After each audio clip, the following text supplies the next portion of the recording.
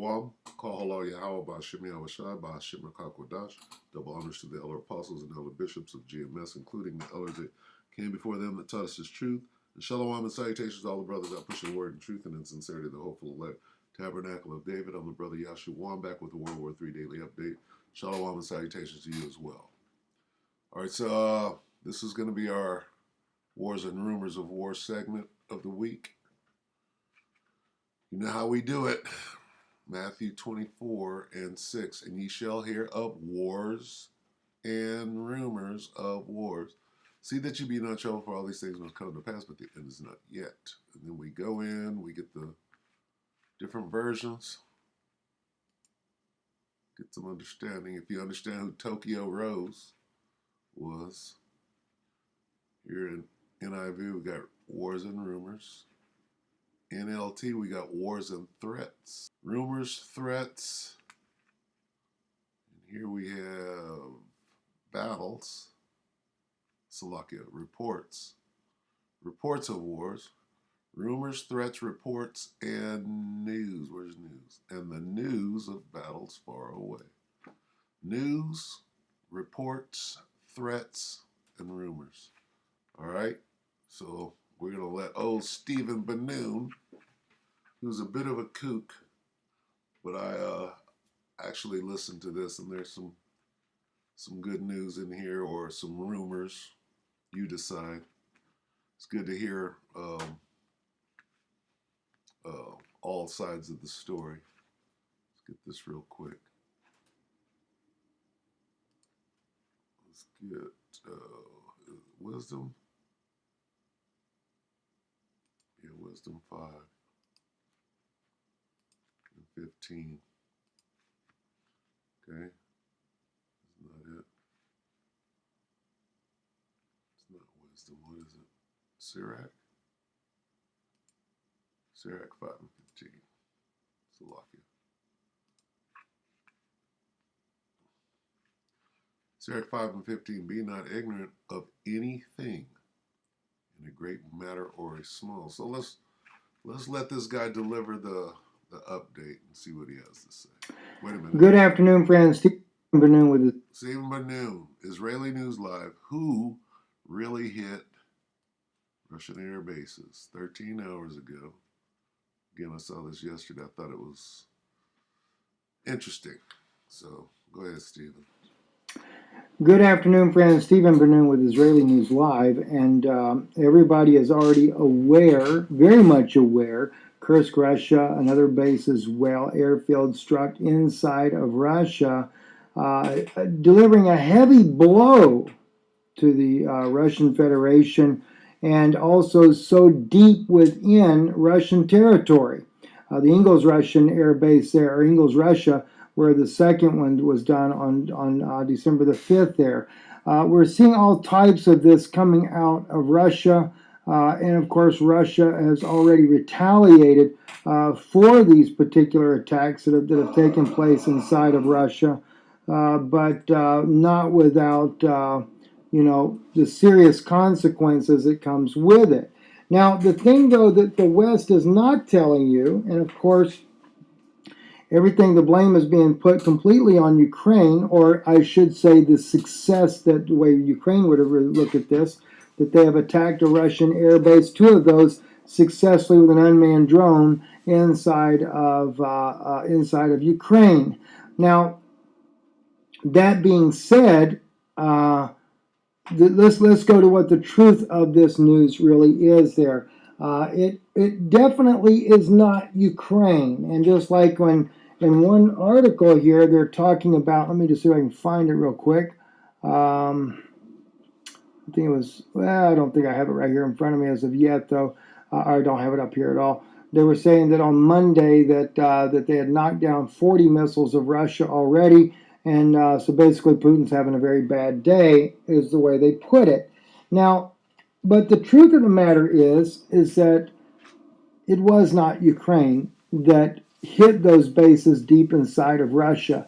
And in fact, when I got in touch with some people in D.C. today, they were really, really upset because they were talking about how that this situation that has happened inside of Russia is only pushing Russia to try to get Russia to attack the United States with nuclear force. The Russians are not stupid. Although they might say, oh, Ukraine did it, Russia knows good and well that Ukraine does not possess the capability nor the technology to be able to carry out a strike that deep inside of Russia. It was something that was done by, we'll just say, NATO members. And of course, we can't say who that is, but the United States did send in a large military shipment of military equipment to a particular country there neighboring with Ukraine. And Russia knew about that shipment of military equipment there, but Russia was not anticipating that a certain country would so rapidly use that weaponry to strike inside of Russia. And they did, and Russia knows fully well who actually carried out the strike. Now, the very alarming thing, though, that they're not telling you too, is that, and let me just see if I can pull up maybe. Oh, here's the aerial footage there for you just to see there that particular base there. But let me real quick. I want to see if I can't. Let's see. Put up Russian subs coast U.S. We have right now off the coast of the United States Russian submarines, and of course you have this one right here just popping up here November 12th. Of course that's 2019. I don't know if they got anything on the latest thing there. We'll just go back to the top there because it mainly just kind of shows the Russians there near our border. But Russian subs are within striking distance with nuclear capable weapons on board. It was told to me that Russia has also increased their propulsion systems of those missiles. These are not supersonic, but they have increased the propulsion systems, and that these missiles very easily could actually hit the United States, and we would not be able to shoot those nuclear-powered missiles down. And even what was more alarming than that was that I was told that it appears to be that those that are wanting to bring about the New World Order are intentionally pushing Putin into the corner to force his hand to use nuclear weapons on the United States in order to get the United States drug into the war deeper, and then also to cripple the United States to help bring about that New World Order. Now, don't forget, Israel will be the head of the New World Order. And so I asked the question, well, if they're planning on taking the United States down, because then it was followed up by then Russia would have to be taken down as well. I said, well, if the United States is destroyed, who is going to take Russia down then? If both the United States and Russia have to go down in order to bring about a new world order, who's going to bring down Russia? Well, I was told there is a two-stage plan for Russia. One is going to be after the United States has been hit and devastated. Then they're going to take with Russia, they're going to totally cut them off economically on every trade there is, on every corner there is. And then on top of that, they've got China has already agreed to work with these New World Order pundits there. They have been in agreement secretly that they don't even want the Russians knowing this, but they have been promised territory. They have been promised to be the new superpower police of the world. And so the Chinese have agreed to go along with crippling Russia and enforcing those sanctions on Russia until Russia totally caves in. Not to mention, while Russia is in a battle with the U.S. and, of course, with Ukraine already, Russia will be depleting a lot of its own armaments. So it would weaken itself to a point to where China would have very little obstacle in taking down Russia if they had to deal with Russia in a military way. But it doesn't look like it's going to be that way. Just bring... No, it's not going to be that way. I'll show you exactly what's going to happen. Just let him talk a little more. To their knees in order to get the New World Order process going. So this is where we're at with these things. And I'll also be doing a video here. I'm not going to do it on this particular. That's good enough. Thank you, Stephen. The New World, which they are not able to, which they perform. They are not able to perform. Here's your New World Order. They imagine a mischievous device. Okay. This is song. Talk about the nation of Israel. Talk about all the other countries, all the other nations, if you will. For they intend evil against who? Against Israel, the true Israelites, the 12 tribes. All the other nations are plotting against us. They imagine a mischievous device. What is that? The New World Order, which they are not able to perform. It says, NIV, though they plot evil against you and devise wicked schemes, they cannot succeed. They will not prevail. You understand? Here's where your New World Order comes to naught.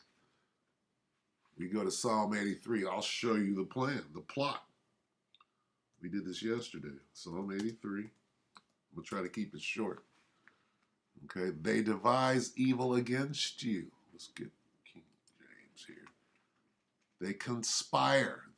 Okay. They is going to name them. They have taken crafty counsel against thy people, God, and consulted against thy hidden one. They have said, come and let us cut them off from being a nation, that the name of Israel may be no more in remembrance. For they have consulted together with one consent. They are confederate against thee, against you Israelites. Then it names them, the so-called white men, the Arabs, and the Chinese. So none of these people are going to prevail. Here's your New World Order. The Africans, okay, the Japanese, the so-called Jews, the Palestinians, right? Because the true Palestinians are Africans. Tyre is African. So there's the plot. All right, we go back and what? Your New World Order is what? Is not going to succeed. What's going to happen? Here's what's going to happen. You're all fighting each other in World War III. Revelation 19, we went through this yesterday. You're all going to come together to fight against each other, and then you're going to fight against the one who's going to win, and you're going to lose. Revelation 19 and 19. And I saw the beast and the kings of the earth and their armies. There they all are. All nations of the earth and their armies gathered together to make war against him that sat on the horse and against his army. Against the one you ignorantly call Jesus and the angels. Okay? Here's why the New World Order is not going to come to pass. Because you picked the wrong fight. All right? This is 2nd Ezra 13. Okay? Here's what happens in the fight. Okay? I showed you the fight. Here's what happens. Here's the fight right here. 2nd Ezra 13 and 9. And lo, as he saw the violence of the multitude that came, this is talking about the one you call Jesus. Who is he? As he saw the violence of the multitude that came, see, they got together to try to take down the one you call Jesus and the angels. And here's what happened. All right, the final battle. He neither lifted up his hand, nor held sword, nor any instrument of war, right? Here's what he did. He brought them lasers out of that spaceship, but only I saw that he sent out of his mouth as it had been a blast of fire, and out of his lips a flaming breath, and out of his tongue he cast out sparks and tempests. Now here's what happened to all the armies of the world, okay? And they were all mixed together, the blast of fire, the flaming breath, and the great tempest, and fell with violence upon the multitude which was prepared to fight, and burned them up, every one. They were all vaporized. So that upon a sudden of an innumerable multitude, that's how many fighting men and armies and planes and all of that, nothing was to be perceived but only dust and smell of smoke. That's what happens when you're getting lasered. When I saw this, I was afraid. So that's what happened, okay? And if you don't understand, right, what's going on, here it is in real time, okay? Are you talking about spaceships? No, I'm not talking about spaceships. The Pentagon is talking about spaceships, not me. And Lowe's. Understand? I'm just pointing it. I'm bringing it into reality for you, right? My gosh. They're all going against the wind. The wind's 120 knots from the west. Look at that thing, dude. And when he turned his countenance to look, it's rotating. Okay, what we have here is we have a Navy plane. This is what they call the crosshairs, right, of a Navy plane, the FLIR system, I believe. All right, this is their radar monitoring system, and they believe they have a lock on what is that? That's an angel in his spaceship. Who's in the spaceships? Not aliens and little green men. There's an angel in there. And if you go to Ezekiel, the first chapter, and start reading about it, you're reading about this. And the angels in it, it tells you what the angels look like. So stop believing these lies, right? Here's what's going to happen. The angels are going to come back in fleets, okay? And they're going to have a fight with the armies of the world, right? Satan and his angel, his blue angels. That's what this is. That's not LNS though, is it? It's not. That is LNS, man. Well, if there's look at that thing. It's rotating. It's rotating. It's rotating. All right.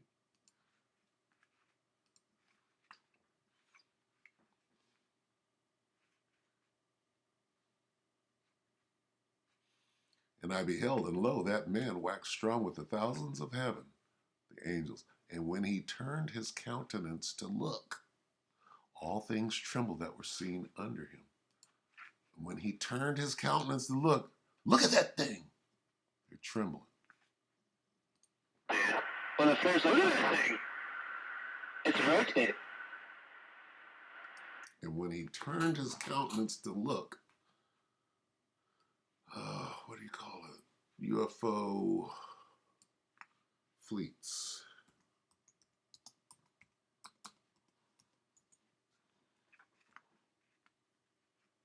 Why is it so simple to do this?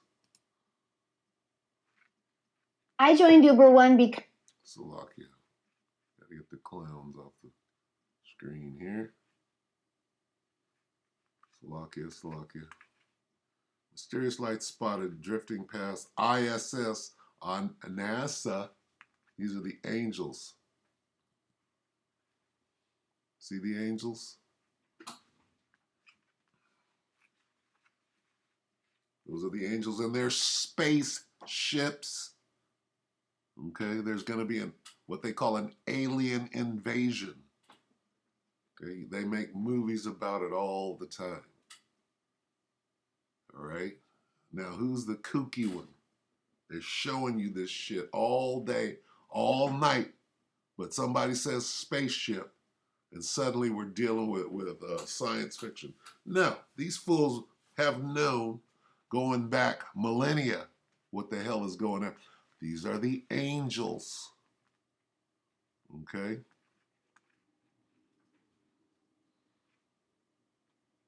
Thousands of angels.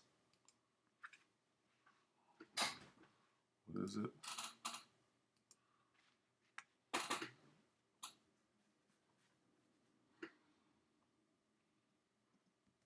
As we did this yesterday in what? Sinai. Is it S-I? N-A-I? N-I? As in Sinai. 68:17. Psalm 68:17. The chariots of God, those are the angels, are 20,000, even thousands. The Lord is among them, as in Sinai, in the Holy. What do you mean, as in Sinai? This is what as in Sinai means. Okay.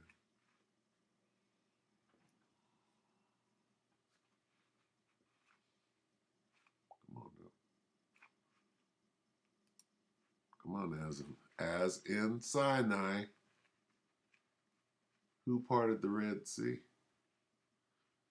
It was a pillar of cloud by day and a pillar of fire by night, as in Sinai. Okay, go back to this. What we have here, those are the angels. The chariots of God are thousands, even, or 20,000, even thousands of angels. All right, so we'll end it right there. Okay, we already know what's the culmination. Okay, so the New World Order isn't going to come to fruition, but every knee will bow. Okay, and for the record, who's in there? The one you ignorantly called Jesus.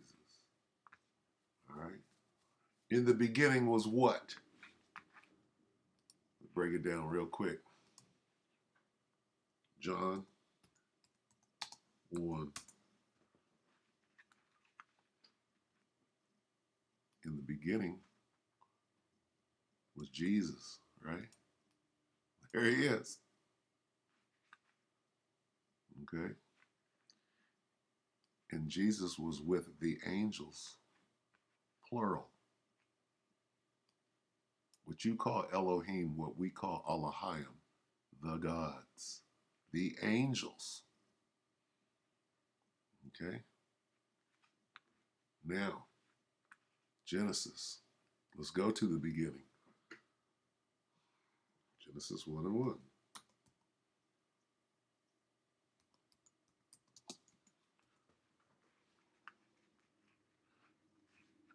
Genesis 1 and 1. In the beginning, right? There we are. The gods, which would be the one you call Jesus, and the angels created the heavens and the earth. There's your spaceship right there.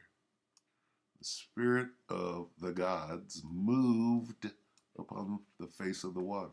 The word moved goes back to hovered. All right, so who was there in the beginning?